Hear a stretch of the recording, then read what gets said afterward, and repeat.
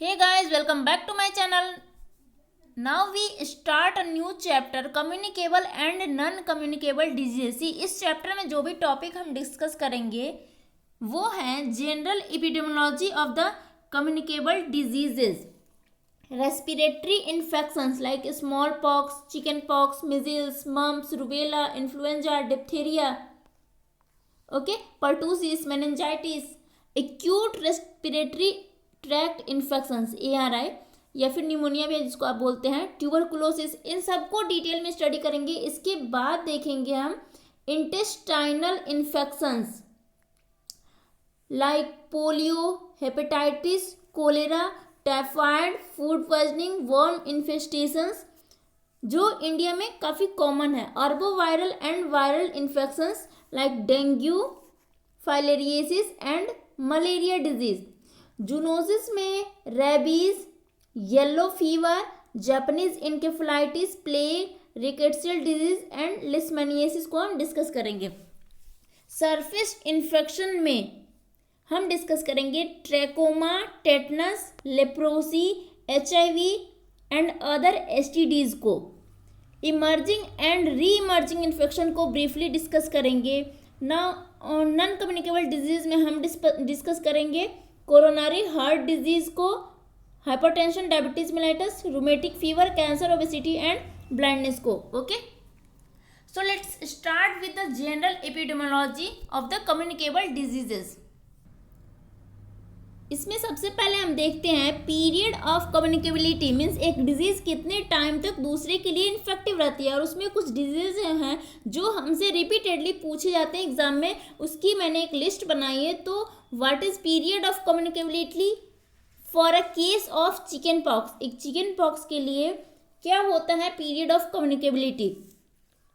तो ये मतलब आसपास के बच्चों के लिए कितने टाइम तक कम्युनिकेबल रहता है। ओके, तो ये होता है 2 days before onset of rash, rash के अपीयर होने से 2 दिन पहले से लेकर 5 days after onset of rash, rash के अपीयर होने के 5 दिन बाद तक। इसी तरह से मिजिल्स का एक केस दूसरे के लिए इन्फेक्टेड होता है रैश अपीयर होने से 4 days पहले से 5 days बाद तक। Okay, see measles and chicken pox का जो पीरियड ऑफ कम्युनिकेबिलिटी है वो आपसे एग्जाम में सबसे ज़्यादा पूछा था। तो चाहे तो आप इसे याद कर सकते हो 2-5, 25 एंड 4-5, 45। ओके, तो इस तरह से आप याद रख सकते हो। सी मम्स एंड रूबेला का इन्फेक्टिविटी होता है 4 days before symptom to 7 days post rash, means symptom appear होने से 4 दिन पहले से लेकर रैश अपीयर होने के 7 दिन बाद तक। इन्फ्लुएंजा का होता है 1 to 2 days before the onset of symptom to 1 to 2 days later, mean symptom appear होने के 1 to 2 days बाद तक। तो इन्फ्लुएंजा का पीरियड ऑफ कम्युनिकेबिलिटी हो गया सिम्टम स्टार्ट होने से 1-2 दिन पहले से लेकर 1-2 दिन बाद तक। इसी तरह से डिप्थीरिया का पीरियड ऑफ कम्युनिकेबिलिटी होता है 14 to 28 days from the onset. Pertussis का पीरियड ऑफ कम्युनिकेबिलिटी होता है 7 days post exposure till 3 weeks post paroxysmal stage. इनमें से कॉमनली एग्जाम में आपसे chicken pox, measles, influenza and diphtheria से मोस्ट कॉमनली क्वेश्चन आते हैं। Okay, now see meningococcal diseases. अब जो भी मैं बोल रही हूँ कि मोस्ट कॉमनली जिससे क्वेश्चन आता है उसको आप अपने नोटबुक में मार्क कर लेना। नाउ सी मेनिंजोकोकल डिजीज, इसका कम्युनिकेबिलिटी रहता है अनटिल इट डिसअपियर, जब तक ये डिसअपियर नहीं हो जाए, from the nasal throat discharge, means nasal जो थ्रोट डिस्चार्ज होता है ना उससे जब तक ये मेनिंजोकोकस जो है ना वो डिसअपियर नहीं हो जाए तब तक ये दूसरे के लिए इन्फेक्टिव या कम्युनिकेबल रहेगा। सी पोलियो की कम्युनिकेबिलिटी रहती है सिम्टम ऑनसेट से 7 to 10 days पहले से लेकर सिम्टम अपीयर होने के 7 to 10 days बाद तक। हेपेटाइटिस बी, इसकी कम्युनिकेबिलिटी होती है जॉन्डिस स्टार्ट होने से 2 weeks पहले से लेकर जॉन्डिस स्टार्ट होने के 1 week बाद तक। हेपेटाइटिस बी का पीरियड ऑफ कम्युनिकेबिलिटी होता है जब तक सरफेस एंटीजन डिसअपियर ना हो जाए और जब तक कि उसकी एंटीबॉडी अपीयर नहीं हो जाए बॉडी में। Okay, tuberculosis, it is communicable as long as not treated means TB को जब तक हम ट्रीटमेंट करना स्टार्ट नहीं कर देते हैं तब तक ये ट्यूबरकुलोसिस कम्युनिकेबल रहता है। HIV, what is the period of communicability for HIV? See HIV की कोई क्योर हमारे पास अवेलेबल नहीं है। Once HIV always HIV, okay. So ये लाइफ लॉन्ग होता है इसका पीरियड ऑफ कम्युनिकेबिलिटी। सो जिसको आज HIV हो गया वो लाइफ लॉन्ग दूसरे के लिए कम्युनिकेबल या फिर इन्फेक्टिव रहेगा। टेटनस, इसका पीरियड ऑफ कम्युनिकेबिलिटी जो होता है वो होता है नन। सी ये भी तो कम्युनिकेबल डिजीज है, then why it has no period of communicability? क्योंकि ये ह्यूमन टू ह्यूमन कम्युनिकेबल नहीं है। It is communicable from the soil to man, ये सॉइल से मैन की तरफ कम्युनिकेबल होता है। Meningococcus, hepatitis, TB, HIV and tetanus से रिपीटेडली जो पीरियड ऑफ कम्युनिकेबिलिटी है वो पूछे जाते हैं, okay. So mark these. Let's see specimen of choice for diagnosis. जब हमें एक पार्टिकुलर डिजीज का डायग्नोसिस करना होता है तो कई बार हमारे पास डिफरेंट स्पेसिमेन के ऑप्शंस अवेलेबल होते हैं, बट कौन से स्पेसिमेन को बेस्ट माना जाता है? सो अब देखते हैं मोस्ट कॉमनली पूछे जाने वाले diseases and it's specimens. So first देखो आप ट्यूबरकुलोसिस को, तो इसके डायग्नोसिस के लिए हम इंडिया में स्पुटम यूज़ करते हैं एंड इस पेशेंट के स्पुटम का स्मीयर बनाकर जेडन स्टेन से हम स्टेन करते हैं। मलेरिया का डायग्नोसिस हम ब्लड से करते हैं, पेरीफेरल ब्लड स्मीयर बनाते हैं और जसवंत सिंह भट्टाचार्य स्टेन से स्टेन करते हैं ताकि प्लाज्मोडियम जो फाइंड आउट करने के लिए, ओके। लेप्रोसी के लिए क्या डायग्नोसिस का स्पेसिमेन होता है? तो लेप्रोसी के लिए कोई पर्टिकुलर स्पेसिमेन नहीं होता है, लेप्रोसी का पूरा डायग्नोसिस क्लिनिकल है। इफ़ आप देखो मल्टी ड्रग थेरेपी में जो हम पॉलीबैसिलरी और मल्टीबैसिलरी का डिवीज़न करते हैं ना, तो वो नंबर ऑफ स्किन लीजन के बेस पे करते हैं। तो लेप्रोसी का पूरा डायग्नोसिस मेनली क्लिनिकल माना जाता है, ओके। HIV का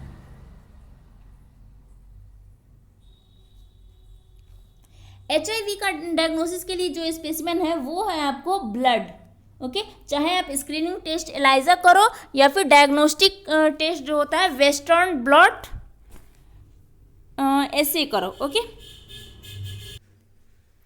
swine flu, influenza and diphtheria, इन तीनों के लिए specimen of choice for the diagnosis है ओरोफेरेंजियल सिक्रीशंस। चिकन पॉक्स के लिए बेस्ट स्पेसिमेन माना जाता है वेसिकल फ्लूइड को, जो वेसिकल्स होते हैं ना उसके फ्लूइड को माइक्रोस्कोपिकली देखते हैं हम। सी रेबीज के डायग्नोसिस में 4 डिफरेंट सिचुएशंस होते हैं। तो इफ़ आपको एक लिविंग बीइंग का डायग्नोसिस ऑफ रेबीज करना है तो इसमें हम स्किन बायोप्सी करते हैं नेप ऑफ द नेक से। तो बायोप्सी जो होता है ना वो skin follicles on the nap of the neck से होता है, ओके। ये सबसे सेंसिटिव स्पेसिमेन माना जाता है। बट यही डायग्नोसिस डेड ह्यूमन बीइंग में ब्रेन बायोप्सी से करते हैं। उसमें हम निग्रीज बॉडी को देखने की कोशिश करते हैं हिप्पोकैम्पल एरिया से। ये सबसे अच्छा साइट माना जाता है इसके डायग्नोसिस के लिए। इसी कई बार क्वेश्चन थोड़े से लॉजिकल होते हैं। लिविंग एनिमल में रेबीज को कैसे डायग्नोज करेंगे? तो लिविंग एनिमल में डायग्नोज करने के लिए उस एनिमल को आपको मारना पड़ता है, ओके। मतलब first kill the animal then you can diagnose. So उसको मारने के बाद उसकी ब्रेन बायोप्सी करते हैं और यही ब्रेन बायोप्सी एक डेड एनिमल में करना हो तो उसके लिए तो डेड एनिमल है ही, तो मारने की तो ज़रूरत है नहीं, वो तो ऑलरेडी मारा है, तो उसकी ब्रेन बायोप्सी करते हैं, ओके। सो इसमें से जो मोस्ट कॉमनली पूछे जाने वाले क्वेश्चन हैं वो हैं आपको स्वाइन फ्लू से चिकन पॉक्स, ओके। ये दोनों सबसे ज़्यादा इंपॉर्टेंट है from the MCQ point of view. Next देखते हैं वर्टिकल ट्रांसमिशन। तो mother to child transmission, vertical transmission वही तो होता है। ये कई सारे कम्युनिकेबल डिजीज में पाया जाता है और प्रेगनेंसी, डिलीवरी या उसके बाद भी ये कई बार अलग अलग स्टेजेस में ट्रांसमिट हो सकता है। तो एग्ज़ाम में क्वेश्चन आता है कि पर्टिकुलर डिजीज़ किस टाइम में सबसे ज़्यादा वर्टिकली ट्रांसमिट होती है, ओके। तो चिकन पॉक्स, वेरिसेला का ट्रांसमिशन का चांस सबसे ज़्यादा जो होता है वो होता है फर्स्ट ट्राइमेस्टर में, ओके। रूबेला का चांस ऑफ मैक्सिमम ट्रांसमिशन होता है सेकेंड ट्राइमेस्टर में। यू हैव टू रिमेंबर कि रूबेला का ट्राइमेस्टर जो होता है ना, फर्स्ट में भी होता है, सेकेंड में भी, थर्ड में भी होता है, ठीक है। बट जो सबसे ज़्यादा चांस ऑफ ट्रांसमिशन है एंड सबसे ज़्यादा जो डेंजरस होता है ना रेबीज़ का, रूबेला का सॉरी, वो होता है फर्स्ट ट्राइमेस्टर में, ओके। सबसे ज़्यादा डेंजरस फर्स्ट ट्राइमेस्टर में होता है। सिफिलिस, इसका ट्रांसमिशन तो किसी भी टाइम पर हो सकता है, बट इसका सबसे ज़्यादा चांस होता है थर्ड ट्राइमेस्टर में। टॉक्सोप्लाज्मोसिस भी थर्ड ट्राइमेस्टर में सबसे ज़्यादा ट्रांसमिट होता है। साइटोमेगालोवायरस के भी ट्रांसमिशन का सबसे ज़्यादा चांस थर्ड ट्राइमेस्टर में ही होता है, ओके। हेपेटाइटिस बी, इसका ट्रांसमिशन थर्ड ट्राइमेस्टर में ही सबसे ज़्यादा होता है, बट ये ड्यूरिंग प्रेगनेंसी मतलब first trimester, second trimester and third trimester all time हो सकती है, बट थर्ड ट्राइमेस्टर में सबसे ज़्यादा होता है, ओके। थर्ड में सबसे ज़्यादा। हेपेटाइटिस सी, इसका ट्रांसमिशन भी ड्यूरिंग डिलीवरी कभी भी हो सकता है। सी, हर्पिस इन्फेक्शन, ये भी डिलीवरी के टाइम में ही ट्रांसमिट होता है, ओके। HIV का भी वर्टिकल ट्रांसमिशन डिलीवरी के टाइम में ही सबसे ज़्यादा होता है। पार्वोवायरस का, इसका जो मैक्सिमम ट्रांसमिशन होता है ना, ये होता है second trimester of the pregnancy के टाइम में। तो इनमें से जो मोस्ट कॉमनली आते हैं वो आते हैं आपको rubella, hepatitis B and HIV से, okay. Now let's see the list of incubation period of a disease. जो भी डिजीजेज हैं उनके लिस्ट ऑफ इंक्यूबेशन पीरियड को देखते हैं। सी, इंक्यूबेशन पीरियड से डायरेक्ट क्वेश्चन तो आता ही है कि किसी पर्टिकुलर डिजीज़ का इंक्यूबेशन पीरियड क्या है, बट कभी कभी ये इंक्यूबेशन पीरियड से इनडायरेक्ट क्वेश्चन भी आता है, like all of the following disease have the incubation period more than 7 days except, ठीक है, ऐसे आ सकता है। या फिर all of the following disease have the incubation period more than 1 days except, okay. तो एग्जामिनर आपसे एक्सपेक्ट करता है कि जो कॉमन डिजीज है ना, उनके इंक्यूबेशन पीरियड आपको पता होने चाहिए, ओके। तो एटलीस्ट कॉमन जो भी डिजीज हैं उनके इंक्यूबेशन पीरियड आपको याद रखना होगा। सो let's start with the respiratory disease. सबसे पहले इस रेस्पिरेटरी डिजीज को देखते हैं। तो रेस्पिरेटरी डिजीज में मिजल्स का इंक्यूबेशन पीरियड होता है 10 to 14 days। एंड इफ अगर सिंगल आंसर मार्क करना है तो आपको 10 days पे मार्क करना होगा, क्योंकि फर्स्ट जो सिम्टम फीवर होता है वो अपीयर होता है 10th day।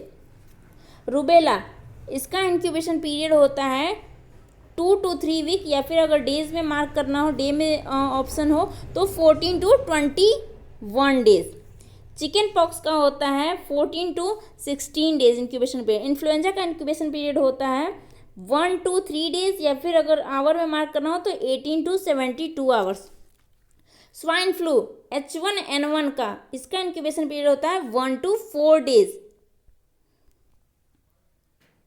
डिप्थेरिया का इंक्यूबेशन पीरियड होता है 2 to 6 days। मेनिंजोकोकल मेनिंजाइटिस का इंक्यूबेशन पीरियड 3 to 4 days का होता है। ट्यूबरकुलोसिस का इंक्यूबेशन पीरियड काफ़ी वेरिएबल होता है, मीन्स वीक्स टू ईयर्स तक होता है, okay. Now see, incubation period of common diarrhoeal diseases. तो कॉमन डायरियल डिजीजेज में हेपेटाइटिस ए का इंक्यूबेशन पीरियड होता है 15 to 45 days।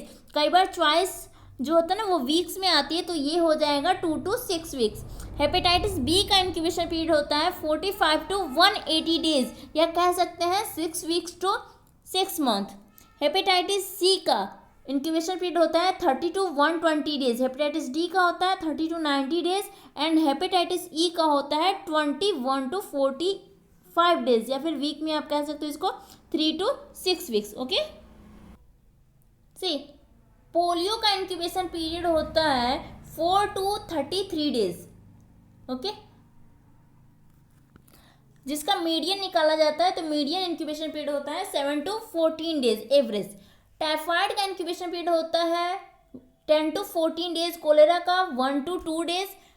सो इंडिया की सबसे कॉमन फूड पॉइजनिंग कौन सी है? Staphylococcal food poisoning. इसका इंक्यूबेशन पीरियड होता है 1 to 6 hours, ओके। तो इसमें से जितने भी मैंने बताया, इसमें से सबसे कॉमनली आपसे पूछे जाते हैं हेपेटाइटिस ए का, hepatitis B, polio, cholera, typhoid and staphylococcus food poisoning. See, तो इनमें से जो कॉमनली आते हैं क्वेश्चन वो आते हैं हेपेटाइटिस बी से, हेपेटाइटिस ए से भी आते हैं, and polio, cholera, typhoid and staphylococcal food poisoning से, okay. Now see incubation period of vector borne diseases, arboviral and viral disease. See dengue का इंक्यूबेशन पीरियड जो होता है वो होता है 3 to 10 डेज का। मलेरिया की इंक्यूबेशन पीरियड जो होती है ना, वो मलेरिया की जो चारों स्पीसीज है ना उन सारी की अलग अलग होती है, like plasmodium vivax, falciparum, malariae and ovale. तो चारों का इंक्यूबेशन पीरियड पूछा जा सकता है। तो इफ हम इनका मीडियन इंक्यूबेशन पीरियड देखो तो मीडियन जो मलेरिया वाइवेक्स है ना, इसका मीडियन इंक्यूबेशन पीरियड होता है 14 डेज का, फाल्सिफेरम का 12 डेज मीडियन इंक्यूबेशन पीरियड, मलेरियाई का 28 डेज होगा एंड ओवैली का 17 डेज होगा मीडियन इंक्यूबेशन पीरियड। तो प्लाज्मोडियम फाल्सिफेरम का जो है ना वो सबसे कम इंक्यूबेशन पीरियड होता है एंड ये सबसे कॉमनली आपसे एग्जाम में पूछा जाता है। लिम्फेटिक फाइलेरियसिस, इसका इंक्यूबेशन पीरियड होता है 8 to 16 मंथ, ये काफ़ी लॉन्ग होता है। रेबीज का इंक्यूबेशन पीरियड 20 to 16 डेज का देखा गया है, ये भी काफ़ी वेरिएबल है, फिर भी हम 3 to 8 वीक इसको वीक में मानते हैं। ओके। येलो फीवर, इसका इंक्यूबेशन पीरियड 2 to 6 डेज का होता है। सी क्वारंटाइन जो होता है ना वो मैक्सिमम पीरियड के लिए करते हैं, तो येलो फीवर का क्वारंटाइन पीरियड है 6 डेज। जैपनीज इनकेफ्लाइटिस का जो इंक्यूबेशन पीरियड होता है वो होता है 5 to 15 डेज का। प्लेग का 1 to 3 डेज, कालाजार का 1 to 4 मंथ होता है इंक्यूबेशन पीरियड। ओके। ट्रैकोमा का जो इंक्यूबेशन पीरियड होता है वो होता है 5 to 12 डेज का। टेटनस का इंक्यूबेशन पीरियड जो होता है 6 to 10 डेज होता है, यहाँ पे मिस्टेक हुआ है, यहाँ पे 8 होगा। तो जिसका इसका जो टेटनस है ना इसका मीडियन इंक्यूबेशन पीरियड 8 डेज का होता है, इसलिए हम इसे 8th डे डिजीज भी कहते हैं। HIV का जो इंक्यूबेशन पीरियड है ना वो रेंज करता है मंथ्स टू ईयर, और इंडिया में इसका मीडियन इंक्यूबेशन पीरियड होता है approx 10 year. Okay. So new diseases में देखें तो न्यू डिजीज में क्रीमियम कॉन्गो फीवर, इसका इंक्यूबेशन पीरियड जो होता है वो होता है 1 to 3 डेज का। इबोला वायरस का incubation period 2 to 21 days. Nipah virus का 14 to 16 डेज का। एंथ्रेक्स का 1 to 7 डेज एंड ब्रुसेलोसिस का रिकॉर्ड होता है 5 to 60 डेज का। जीका वायरस का 3 to 10 डेज। H7N9 जो इन्फ्लुएंजा टाइप ए है इसका इंक्यूबेशन पीरियड होता है 1 to 10 डेज एंड जो कोविड-19 है इसका इंक्यूबेशन पीरियड होता है 1 to 14 डेज का। ओके।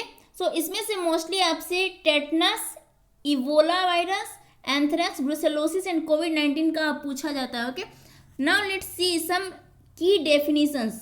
केसेस, तो cases is defined as a person with any disease और हेल्थ डिसऑर्डर और ए सिमिलर कंडीशन, यानी एक ऐसा आदमी जिसे या तो कोई बीमारी हो या हेल्थ रिलेटेड कोई डिसऑर्डर हो या फिर कोई कंडीशन हो ऐसी, तो उसे हम केस कहते हैं। सब क्लिनिकल केसेस, इसे हम इनएपरेंट, कन्वर्ट, मिस्ड और एबॉर्टिव केस भी कहते हैं।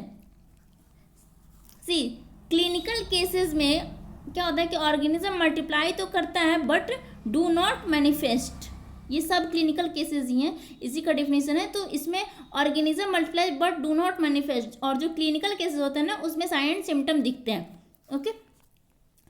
तो सब क्लिनिकल केसेस क्या है, यानी कि एक ऐसा पर्सन जिसके अंदर ऑर्गेनिज्म मल्टीप्लाई तो कर रहा है बट वो कोई साइन सिम्टम नहीं शो करता है, तो ऐसे लोग खुद हेल्दी दिखते हुए भी दूसरे को डिजीज ट्रांसमिट करते हैं। सो हम इसे कहते हैं सब क्लिनिकल केसेस का डेफिनेशन ये पूरा है। Organism multiply but do not manifest, दिखाई नहीं देता। Okay. Carrier, infected person that harbours organism in the absence of disclaimable clinical disease, means clinically उसमें कोई साइन सिम्टम नहीं है बट फिर भी वो ऑर्गेनिज्म को अपने अंदर में पाल रहा है। Okay.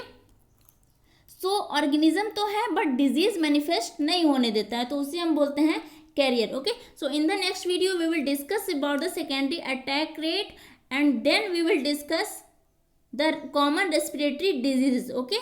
So if you have not subscribed my channel yet, then kindly do subscribe it and click on the bell icon so that notification of my upcoming video reaches you. Okay, thank you.